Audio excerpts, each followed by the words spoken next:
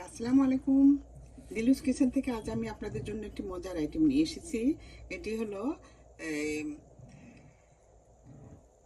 মরিচের সিঙ্গারা। এই মরিচটা এটা এটা আমাদের এখানে মানে বিদেশে বাড়িতে সবাই বলে এটাকে মানস্টার সুইট পেপার। মানস্টার সুইট পেপার, এই মানস্টার সুইট পেপারের ডিজাইন দিয়ে আমি সিঙ্গারাটা করব। আর ভিতরে আছে এই যে আলু দিয়ে পুর তৈরি করেছি। তো এই এই আর এটা করেছি নাগামরিচের ডিজাইন দিয়ে। তো যাই হোক, এই আইটেমটা দেখতে খুবই সুন্দর, খুবই ইয়ে।